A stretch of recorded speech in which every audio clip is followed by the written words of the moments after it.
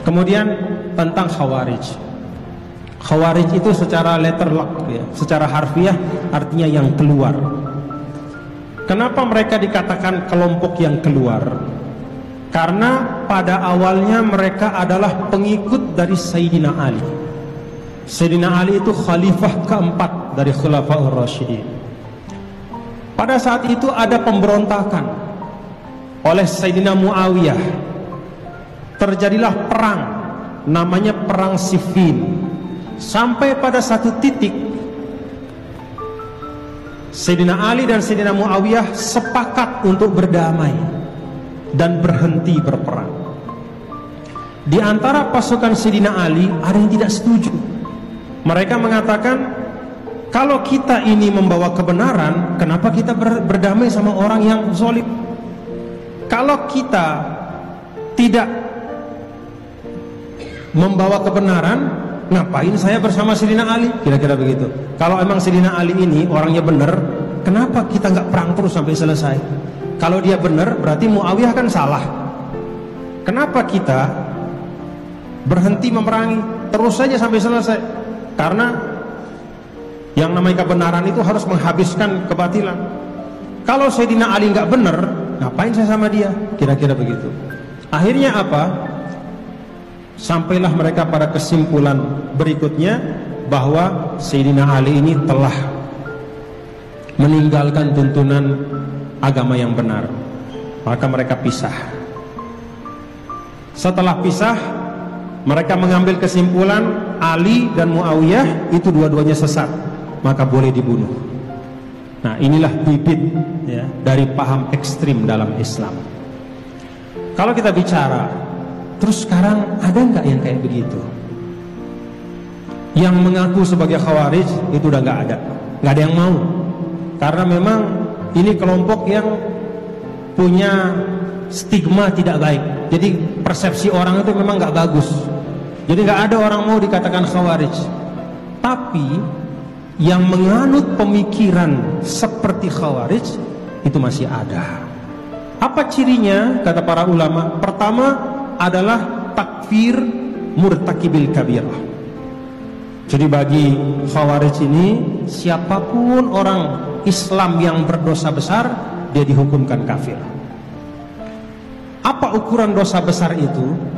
Salah satu ukurannya adalah seperti yang dilakukan Sayyidina Ali dan Muawiyah, yaitu tidak berhukum langsung kepada Al-Quran, tapi mereka membuat hukum sendiri, yaitu berdamai antar mereka. Jadi ini ciri pertama, mengkafirkan umat Islam lain yang tidak sama pandangannya dengan mereka. Jadi kalau kita lihat ada orang sedikit-dikit mengkafirkan, hati-hati. Bagaimana ibadahnya orang Khawarij? Ibnu Abbas ya. Jadi sepupu Rasul itu ketika diutus oleh Ali, Sayyidina Ali untuk berunding dengan Khawarij, kata Sayyidina Ibnu Abbas, begitu saya datang ke kemah mereka, saya melihat tidak ada badan yang lebih kurus dibanding badan mereka, saking kuatnya tahajud. Jari-jari mereka itu seperti kuku-kuku onta, saking sedikitnya makan mereka dan banyaknya ibadah mereka. Mata mereka itu cekung seperti lubang, seperti mulut sumur, saking tidak pernah tidur malamnya karena ibadah. Dan kemah-kemah mereka itu penuh dengan suara bacaan Al-Quran seperti suara lebah yang berdengung di sarangnya. Itu Khawarij. Apa artinya, bapak-bapak, saudara? Ibadah tanpa fikih, paham, itu bahayanya bisa saja tidak kurang dibanding orang yang tidak beribadah. Ibadah tanpa paham tuntunan agama, ibadah dia rajin, tapi dia tidak tafakuh, dia tidak mengerti tentang hak orang lain, bagaimana menyikapi perbedaan pendapat, bagaimana menyikapi perbedaan pandangan, bagaimana menjaga hak-hak saudara-saudara yang itu Khawarij. Dari ibadahnya par excellent, nggak ada yang lebih hebat dari ibadah mereka. Dan mohon maaf, ya, harus disebut juga, ya, harus disebut juga sebagai bagian pertanggungjawaban sejarah bahwa banyak di antara kaum Khawarij itu adalah hafizul Quran, penghafal Al-Quran. Itu ada di semua kitab sejarah. Mereka menghafal Quran, sholat malamnya tidak putus, zikirnya tidak putus, zuhudnya tidak kurang, kepada makanan dan dunia mereka menjauh, tapi karena mereka tidak faham tentang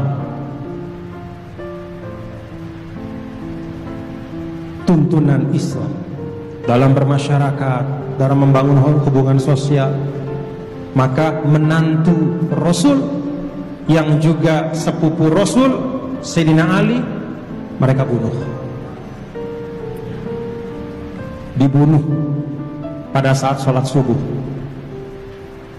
Kok bisa orang soleh membunuh menantu Rasul? Itu kejadian. Itulah sebabnya Rasulullah SAW menyampaikan, "May yuridillahu bihi khairan yufaqihu fiddin."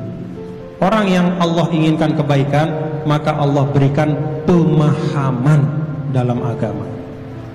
Jadi tidak sekedar mengaku muslim, tidak sekedar kita memperkuat ibadah kita, tapi paham. Maka kata para ulama, belajar Islam itu perlu belajar dengan tertib, rukun iman, rukun Islam, hal-hal pokok. Jangan kita mendahulukan hal-hal yang sifatnya penyempurna melebihi daripada yang pokok. Nah, jadi itu tentang Khawarij, ya. Tentu yang terbaik adalah ahli ibadah dan paham. Ahli ibadah dan paham. Cinta kepada Allah, dan cinta ini dihiasi dengan kepahaman. Apa itu kepahaman? Ya kita belajar, ya, belajar.